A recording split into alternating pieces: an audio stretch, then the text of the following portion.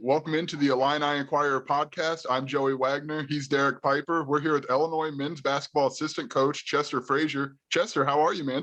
A small great. break. I appreciate the window. I'm great, man. How's everything on your end? It's good. Just maybe finally a minute to catch our breath. The off season here, maybe. Maybe not really, but So first, to start, Chester, back at Illinois. What was the first year like for you back here, back at this place that we know means a lot to you? Oh, it was fun, man. Looking back on it, it was a lot of unknowns coming into it. With coming in and Kofi wasn't sure what he was going to do, and not knowing what our complete roster would look like. But with him coming back, solidified us as I would say a top tier team. And I thought we were going to be pretty good if he didn't come back, but boy, it's hindsight is 2020, but I'm sure glad he came back. Chester, to win a Big Ten title and have that experience, as you reflect back on what led to you guys being in a position to do that and just that accomplishment, how's that permeated in your mind here in the offseason that you maybe had a chance to reflect? Well, the sad thing is now you got to go do it again. But reflecting on it, it's why I came back. I said it from day one. I wanted to win a Big Ten championship, and kept manifesting it, talking about it, and we never let our guys stop believing that we were going to win one. It looked like hope was lost. Oh, Wisconsin's got Nebraska the last game. They're going to lose and we're going to win. So that we just kept that mindset, man, that we're going to win the league, and we did it. We had the guys talking about in the training room before the game. They were watching the game on the TV and interrupted when Nebraska pulls that off. How are you consuming that game? What were your emotions like on that day? So here's the crazy thing. It was at pregame. They were all huddled up in there watching it, pregame meal. So I walked in and they were like, no, don't jinx it, like type thing. And, Nebraska was winning. So I walk out. And I don't know who got fouled, and they made some free throws at the end. I want to say it might have been. I can't remember. They made a free throw and they missed one, and they got the win. And it was just fun seeing our guys that into it. And then now it's like, all right, now let's go handle our business. Now that game started off a little shaky, but we found a way to win. What was that moment like? I mean, I think it's like seeing that picture of you up on top of the ladder. First of all, that was such a crazy environment in there after the win. Like, I don't think I've seen it like that before. Have you? No, never.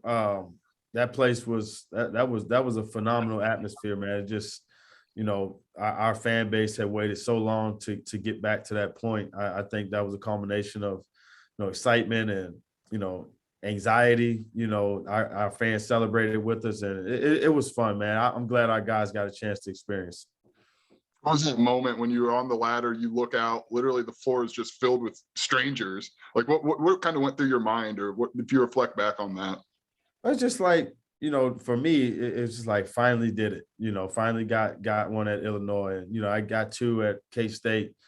But no better feeling than getting it at your alma mater, man. And I was so happy for our guys because I know how much they went through this year with the COVID and concussions and, being sick and, dropping a few games that we probably felt we shouldn't have dropped. It just was, it was a sigh of relief that, hey, we accomplished the goal. Chester, the team went through a lot during the season, but the staff during the offseason leading up to that, with a lot of turnover and Brad building an entire new 3 assistants for himself and starting with you. What was that like in terms of meshing together and just kind of learning from Brad learning from you, and that whole group really getting on the same page for that season? For me, obviously this was my second time, changing staffs. I started off at K-State, to Virginia Tech, and you just try to, you try to be a member of the band. You don't always have to be the lead singer, but just trying to be a member of the band and make us look good. Try to fit in, get in where you fit in, and add value where you can. And I thought that's what everybody tried to bring to the table, and we all just wanted to win. And when everybody's on the same page with winning, it seems easier than it is, and it's not easy because it was new roles for everybody. Usually I'd never been the defensive coordinator per se. I always had a lot to do with it, but never been responsible for every scout as far as, hey, we play Tuesday, we play Friday. And that part of it was a little taxing, just, because I'm a film junkie and I can't sleep before games. So that part of it was different for me. Not being able to mentally take a break from the scouting piece of it, but it's rewarding at the same time. And it helps it, when you're trying to be a head coach, you can, manipulate and do things as you see it, or have you learned it? How did you guys as a staff kind of cultivate that trust with one another? Because I don't know how much you knew any of those guys before you got here.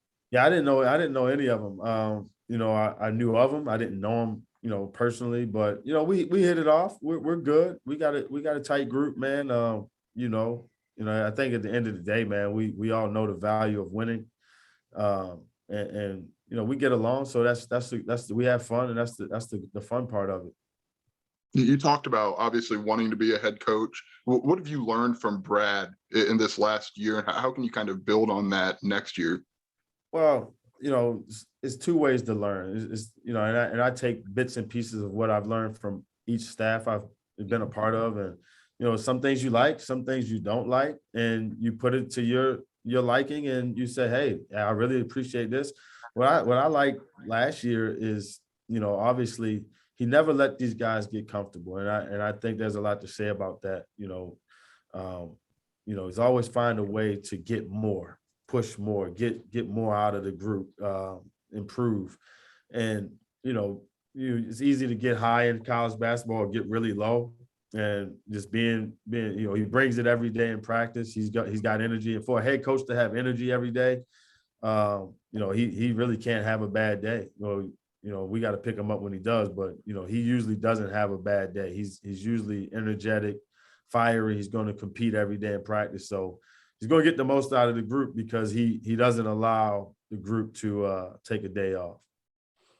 We know Brad said that he likes coaches that can challenge him or present new ideas. Did you feel like that as the defensive coordinator, you could bring some things to the table that maybe he hadn't been running, or just kind of your own ideas on it? Yeah, I mean, I'm not one to completely rock the boat. I obviously had some different ways and opinions on how to guard different things. And, I thought he was very receptive to a lot of the ideas that I had, whether I wanted to switch or top lock a pin down or different things like that. As the season went on, I think he grew a little more comfortable with me being able to manipulate things defensively. There were games where it was, you look at the Penn State game, we switched Kofi, 1 through 5, or we brought him up to the level of a screen. So we were able to, game by game, I thought, put it together and figure out how to beat this team. And, we figured it out. On that note, I know we do want to talk a little bit more about this past season, but on the note of play style and then having a new roster change and doing some different things next year, is there an excitement about the ways you can play next year, or just how much that opens up in terms of versatility? Yeah, I think, again, you don't want to say too much until you see your team, but I think we're going to be a little more athletic. We're bigger on the wings. We have some speed and athleticism out front. You can do some different things, but until you put it all together, it's hard to say what you can and will do. But yeah, the possibility of it is exciting to be able to do some different things from an athletic standpoint. You have more length. You have guys like Coleman and Ty and RJ and Terrence they're rangy. They can guard multiple positions. So I think and again, we were still top 30 defense last year. But we were definitely smaller at the guard spot and at the wing spot when you go Trent, Plummer, DeMonte. But those guys were old and tough, and they held their own. So now you come in the door with 6'5", 6'6" at multiple positions, and I think that's where we didn't have that luxury last year. How has the conference changed, if at all, in that way, where that's kind of like that just kind of feels the way this is going with long, switchable athletic wings, and it's kind of all over the place? That's just basketball, period. You look at the NBA, there's very few true big guys in the game now that demand the ball and you throw the ball to them. You look at the Celtics with Al Horford sometimes playing the 5 with Tatum, Brown, and Smart out there. So, the positions are kind of dead in a way. It's just kind of like guard, forward. It's like, or you're big. So, just having those interchangeable pieces and being able to plug and play guys in different spots. It's kind of the name of the game. You look at like Rutgers roster last year with Mulcahy, McConnell, Ron Harper. Those type of builds are kind of what's dominating basketball. Kansas with Agbaji, Christian Braun, Jalen Wilson. Those type of rosters are kind of necessary in today's game.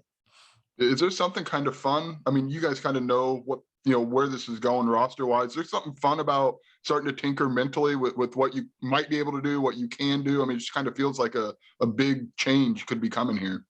Yeah, I mean, and again, you can't be afraid of change. That's the biggest thing. But again, you gotta also make it work. You can say in theory what you want to do and what you want to try with this group, but until you actually see it and actually get it on the floor, it's hard to kind of say, well, we want to do this. Well, they ain't here yet. So once we get them here, we'll kind of figure out how we want to do things. You get a couple of your guys, Jaden Epps, Sincere Harrison, guys you recruited. Before we dive in on those, but they're going to learn that if they don't know already, that you like to jump in some practice drills as you did last year. Trent Frazier, Alfonso Plummer. What was that like getting back on the court? I guess you weren't at Ubben last year. You're a lot of State Farm, but getting involved in practice and seeing if you can still go. I mean, the crazy thing is, man, it would be times where we didn't have enough bodies, so I would jump in on the scout team and play and just give me a little fun. And they like competing against me because I talk a lot of trash. So it was fun for me, man, just to be able to get back out there and know that I'm doing my part in helping us prepare for a game. It was nothing more than that for me, just knowing that I'm helping these guys get ready and, I'm talking my trash and, getting the scout team. Because it's hard to be on the scout team, man. Those guys, it's a thankless job, man, when you go out there and, you got to play defense for 30, 40 straight minutes or you're running the other team sets and you got to remember their plays. So it's hard, but, seeing I'm 35 out there running around. I ain't even stretched, so being able to give it my all, I think it kind of, showed that, hey, if coach can do it, I'm going to be out here. I'm going to give it everything I got as well. Are you the best trash talker? Yeah. Best trash talker on the team. Is it you? No. I'm gonna say Pajemski, he talked a lot. Bello talked a lot. We had some guys that would talk. We had some talkers on this team. Were you and Trent counting stops against each other? He would talk a little bit. He Trent was more of a, an action guy. He just did it. He didn't really need to talk because we all knew how good Trent was defensively. It would be days where I would get in there and try to guard Trent and just say, hey, you're not scoring today, or guard one of the other guys. And that was fun for me. Chester, recruiting in the 2022 class and knowing you're going to have some turnover at guard, and you made a big splash with Sincere Harris, with Jaden Epps. What was that like for you coming in, knowing that there was a need at that position, knowing you had a couple of guys, in particular Epps, who you recruited for a long time? How did you kind of approach that? What was your initial maybe philosophy in trying to add those type of impact pieces? Well, that was seamless. Obviously he decommitted from Providence, and once he did, reached out, talked about it. I recruited him since 9th grade. I mean, he was on campus at Virginia Tech in 9th grade. So the relationship was there, the trust was there. So that was a seamless transition for him and for me, knowing that, whether Curbelo was here or not, that, because he's such a versatile kid, he could play a couple positions in the backcourt and he could really score the ball. I thought it was, it made sense, and it was a no-brainer, just knowing how tough he was, his ability to score, and physically ready to play in the Big Ten. And then with Sincere, it was, again, a relationship thing, knowing him. And just watching him on film just reiterated what I already knew. Just a dynamic, quick twitch guard with length. You know, it was something different. I just thought he brought something different to the table. As a guy that can create off the bounce, get out on the open floor. You know, obviously his body, we're going to have to, you know, put some weight on him. But, you know, a guy that can get from end to end with that kind of speed and elevate at the rim. You know, I thought you look at our league, and I always think back to what works in our league. It's why the Jaden Ivey stand out. The athletic guys in this league tend to stand out. You know, a guy like Bryce McGowan can come in and average the numbers he does as a freshman, even though he's not physically ready. He's more athletic than most players in this league. So, you know, I always, you know, thought if you could get athletic guards that could dribble, pass, and shoot in this league, you can have success. So that was kind of the motto going into it and how I look at recruiting right now. You know, size for position, athleticism, shooting, skill, toughness. You kind of see the trends on some of the kids we're offering is you know, size, length, shooting, athleticism, you know, all that fit the Big Ten, and you can win with those kind of guys. The last time Illinois was really, really good, they had 3 of them in the backcourt that were really, really good, D, Darren, and Luther. So kind of keeping that mantra, trying to, you know, recruit guys that can all play together in that backcourt, but also realizing that now you got to have bigger wings and, you know, piece that all together too. So I went up to Akron and talked to Sincere, and I got in the car. Like you talked about toughness. I got in the car and I text Werner and I was like, I think this guy might be Chester. Like, I think like his personality, he is an intense guy. And it sounds like Jaden is as well. Like, was that a draw for you? Well, Sincere plays with that kind of. Jaden's a quiet kid by nature. He's not really a loudmouth kid, but Sincere is going to talk trash. He's going to compete every possession. He's going to dive on the floor. Like, he's probably the guy in the class that everybody's kind of underrated. He's more underrated than all of them, in my opinion. But, you know, his talent level and his competitive drive is going to, I think, will, you know, propel him. I want to ask you about like just your recruiting philosophy. Like, how did maybe your process shape how you approach recruiting now as a coach? Like, how has that changed? How do you kind of relate to that? I'm a big relationship guy, man. You know, I like to, and I have to see it. I have to evaluate. I'm not big on the internet and, you know, rankings, and I can't stand that stuff. So I gotta see the kids actually play multiple times before I make a decision whether, you know, hey, I want to pursue it. And then once I get to know the character piece and the family, you know, got to kind of stay in tune with that. It's a total process, man. And it's hard. It's hard because we're in such a microwave society. You talk to a kid once and it's, well, what are you offering me? Well, I always reply, are you committing today? You know, so like, I'm just being real. Like, you know, you just want the offer so you can post it online, but, you know, are you committing? You know, you want me to offer you, but are you taking the commitment? So let's slow down. Let's date each other a little bit. But no, that process, I like to get to know the kids, the family, and everybody around it to see if it's a fit. And I always say, you know, in college basketball, you can't keep everyone happy. It's just impossible. You got a roster of 11, 12, 13 guys. You're probably going to play, 8, 9 on a good day. So 10, 11, 12, you better have a great relationship with. They better see the light at the end of the tunnel, or we've made it easy for these guys to transfer, you know, and that's the sad reality of college sports. Chester, you talked about the skill sets of Epps and Harris. So you're going to throw in Sky Clark in that backcourt as well next year. How do you feel like those 3 fit? And then what is the dynamic like of having 3 very talented freshman guards coming in the same class with a lot of opportunity too on the table? I would say 4 talented guards. I mean, Ty Rodgers is you know, can really pass and play make. I mean, so he's talented. He's skilled enough to be a guard. No doubt. He's he just has good size. He's a utility. But Sky Clark is just an uber talented kid. You know, he's been that way for forever. You know, so you add another guy in with size that can make plays and shoot. And again, the whole thought is think about D, Darren, and Luther. I just thought it. You know, when the last time Illinois made a deep run in the tournament, what did they have? They had really dynamic guards. You know, obviously you had Raj and James who were skilled, and, you know, Jack Ingram coming off the bench that could shoot, Rich McBride come off the bench that could shoot. you know, and a team that was physically tough. So we thought about all that, and you can make it work. You know, you look at Baylor when they won it, Flagler, obviously the pro guys they had, Davion and Teague with Jared Butler.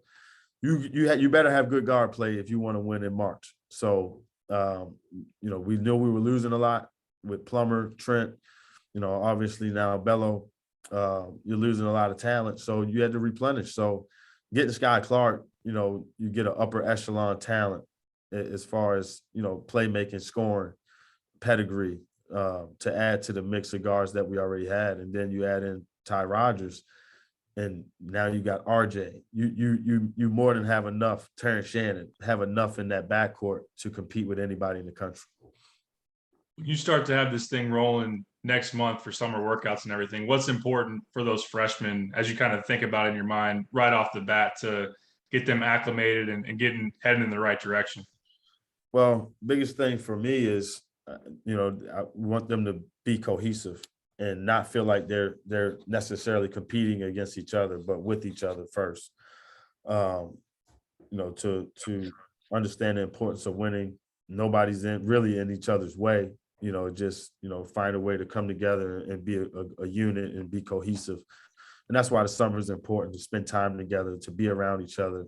But then it's also the work piece of it, to understand this is a different speed than high school, different physicality than high school, and to get introduced to college basketball competitively, learning to compete, not only when you're just playing against somebody, compete with yourself, come in the gym and shoot, get in the weight room,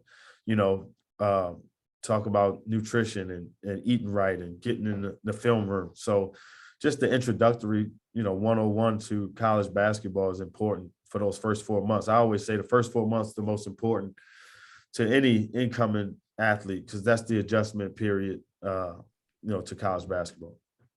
When we look at what this team was a year ago, we talk a lot about what Trent and DeMonte, like they built this really side by side and together. And now you have 4 guys coming in. What's the importance of just kind of being together and growing together for those guys? They're all the same age, and take some tough lessons along the way. But how important is that? I would love to be able to keep a group, a nucleus of guys together 2-3 years. And that's hard in college basketball these days. But you look at Kansas, Ochai Agbaji, Kristen Braun, Jalen Wilson, David McCormick. That core nucleus has been together 3 years, 3, maybe 4 years, with Braun 3. So being able to keep those guys 3 years, and Mitch Lightfoot 10 years. I mean, you know what I mean? Just that's how you win. That's how you win in college basketball, man. And I always tell people this: we had talent, but we also had a group of guys that have been through the wars together. Trent, Kofi, Bello, DeMonte, Jake, Coleman coming, being a freshman, seeing how it's done. Those guys were veterans. They were seasoned. And, you get those guys, you get them here in June. What they look like in June won't be what they look like in December. They're gonna get better and better because their talent level is really high. But once the experience meets the talent, they're gonna all take off. And they may all take off in different times. We don't know. They may have hit a wall at a different time. But collectively, I think if you can get those guys and keep them together, it's a pretty special group. Chester, are you personally glad you didn't play during the transfer portal era? That's a tricky question. Man. Yeah. I mean, you think about college basketball, man. I mean, shoot. This is hard not only for the coaches, but for the players, because it's like, the plan may be something for you one day, and then they may take a transfer, and, the plan may change. When I played, it was like, all right, we know this guy's coming back, this guy's coming back. All right, we're going to add this guy. Okay, boom, let's go. Now it's like your team could be different from your freshman year to your sophomore year, sophomore to junior year. You look at, Frankie Collins, he's like, well, you guys just took a grad transfer, guard, I'm out. You know what I mean? So, like, this is the new age of college basketball. How do you adjust to that? Like, I mean, what's been that process for you? Adjust. I mean, we don't have a choice at this point. I mean, you can complain about it, But the same people that complain about it build their rosters through transfer. So like you can complain or you can just, go with it. So at the end of the day, shoot, Plummer was a transfer. I mean, dude was 15-point a game score. And, I ain't complaining about that one. So we're going to take them. Obviously you're going to take transfers just the way you're going to lose them. So you got to play the game. This might be an obvious question, but does it make you more selective when you go out and recruit like high school kids? I know that when you win, that's another thing. When you're at another level of recruiting, you're already getting a little bit more selective, but also having the possibility of the portal, especially in the spring, is that changing things at all? Absolutely. You think of it like this, okay, and this is where high school kids are getting hurt. Okay, when it gets to April and you have an unsigned kid, right? Unless he's an upper echelon unsigned player, you stack him up against any third year, fourth year guy that's averaged 12 points. Every coach in America is going to take that guy that's been in college 2-3 years. So now you have high major talent that are going to fall to mid-major and low major schools because every high major coach is going to be selective on trying to find that piece in the portal instead of a high school kid that may or may not be ready to come in and compete. So now your recruiting module changes because, again, you got 13 scholarships. You don't know who's transferring, who's staying, who's leaving.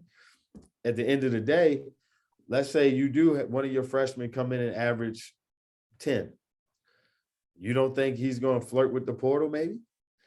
Or let's say a freshman comes in and he's not playing as much as he wants. He may leave. So now you may lose. Or if a freshman comes in and average 13 and I'm going to the draft, you could lose your whole team in a year. So it's hard to say. Before you could go on the board and say, all right, we know we're going to need a big, a guard. You got to recruit everything these days. And that's the hard part of it is sometimes you may say no to a kid who's a really good player. And it's no fault of yours. It's okay, now you take that really good player, said transfer enters in March. All right, now they're the same position. You're going to turn that kid down? Yeah. And as you just said, I mean, as you're describing this process, probably shouldn't call it off season anymore. I don't know what the right word is to call it. There's no off season with college basketball, man. It's recruiting, it's preseason, it's season, it's conference play, and then it's NCAA tournament, and then it's rinse and repeat. So like, I'm sure our fans, they want us to take every player available. Well, guess what? There's only 200 minutes. So how are you going to keep these kids happy? Yep. You want us to take 12. You can't take 12 players that expect to play. Think about it. You take 12 guys, that rotation is going to get cut to 8, 9 really short. And then 10, 11, 12 is looking like, well, what's going on? Okay, so this is why you have turnover every year now, because we've allowed the 1-year transfer to say, okay, well, if you're not going to play me here, I'm going to leave. But now, guess what? This is why people are taking transfers, because you leave the one time, now you're stuck. So if you're a freshman and you transfer, you better get it right, because now you're stuck with this next program for until you graduate. So now you're gonna be a grad transfer. So now you've transferred twice. But it's the nature of the business. It's funny you said like there's high major talent going to mid and low major, because guess what? Like those guys feel like they circle back in the portal in 2 or 3 years and end up. Trust me, the sales pitch if I'm a mid-major coach, hey, just come play for me for a year. I'll get you to a high major next year. Yeah. That's where a lot of the change feels like to me. Like that seems like mid-majors, there's a lot of adjustment happening there, it feels like. But it's a revolving door. If I'm a mid-major coach, I'm going to take your 9th, 10th man at a high major, and he's going to play for me. Well, guess what? If I'm a high major coach and your best player transfers, I'm going to take him. So it's we just keep trading players. You know what I mean? I want to circle back real quick, Chester, to like, so you take this job, like how did it end up, like what expectations, what did you like paint a picture of in your mind? Like how close was that experience to what you thought it was when you're on the plane, in the car, coming back to Champaign? Well, I told you when I took the job, I made a goal. I said we're gonna win the Big Ten. We're gonna win the Big Ten. I knew we had good enough pieces to do it. You know, obviously when Kofi came back, it's like we got to win the Big Ten. You know, that's you start mapping it out, you start looking at it, and it's like we can do it. You know, you look at the teams in the Big Ten, and you know, you hit some bumps along the way, but it's like it's definitely doable. And it went how I thought it would go. Let's say that. You know, I knew it wouldn't be easy because the Big Ten is never easy. But we won. Some people may not want to really hear this. We overachieved given the circumstances. You talk about losing starters and, you know, productivity and losing Jake at the end of the year like that. You know, we had a really good year, all things considered. That seems to be what no one's talking about is losing Jake. Like he was so important to what you guys did. You have no idea.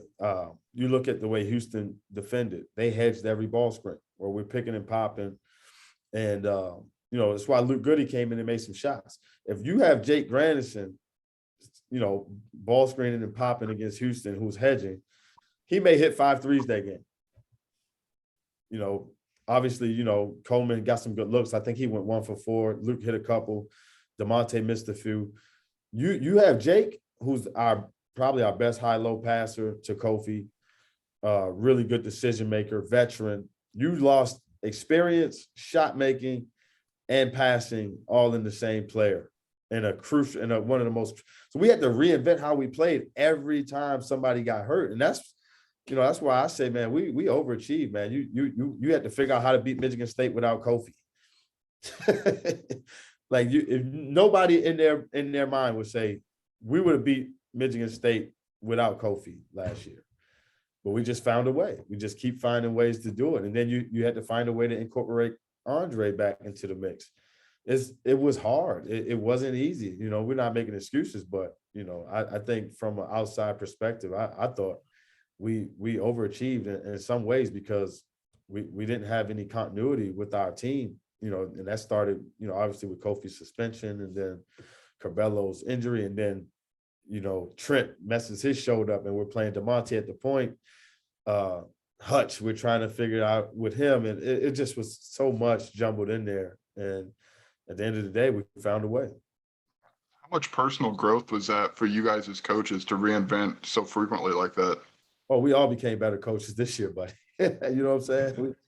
We had to, I mean, there were times that, you know, shoot, we started RJ against Notre Dame. He bangs 2 threes, and we're like, man, hey, you know what I mean? Like, every guy just kind of stepped up. I mean, you look at, you know, Pods at Northwestern. I mean, everybody had a role in helping us win that Big Ten championship. That, you know, Ben Verdonk, Michigan State game, comes in, gives us a huge lift. Omar, Nebraska, saves us.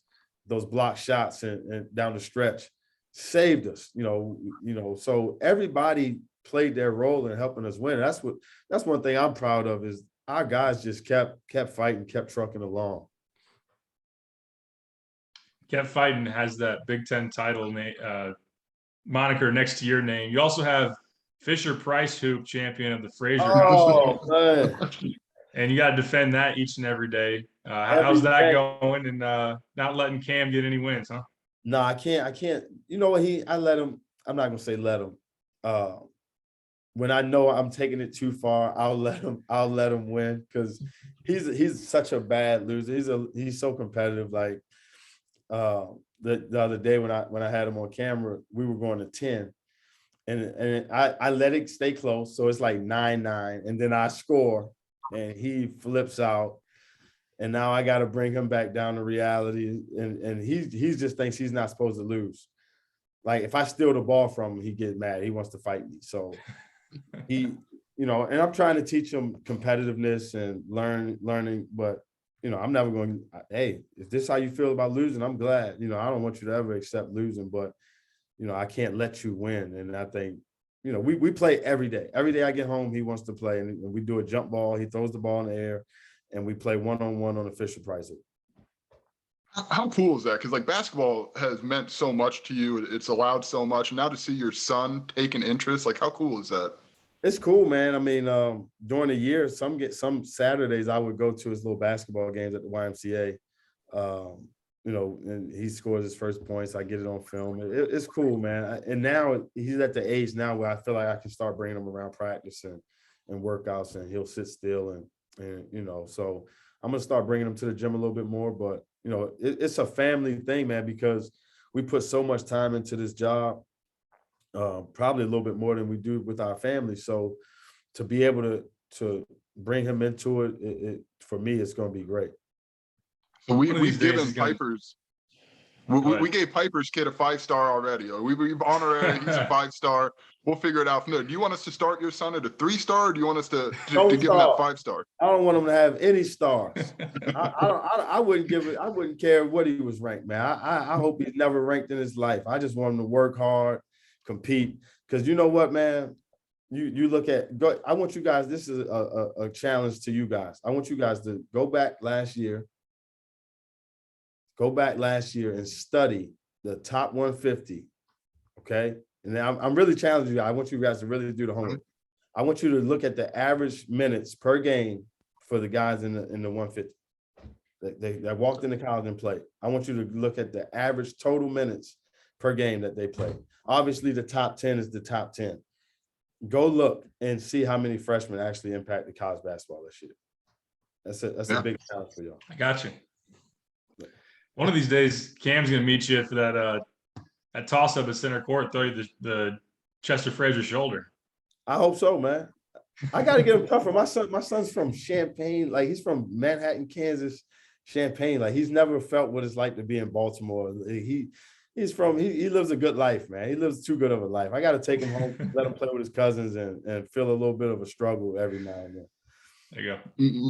The last thing for me, Chester, is this is obviously you met your wife here, right? And to let your kids in on Champaign and to have them share this experience of this town, this campus, like what is that like for you?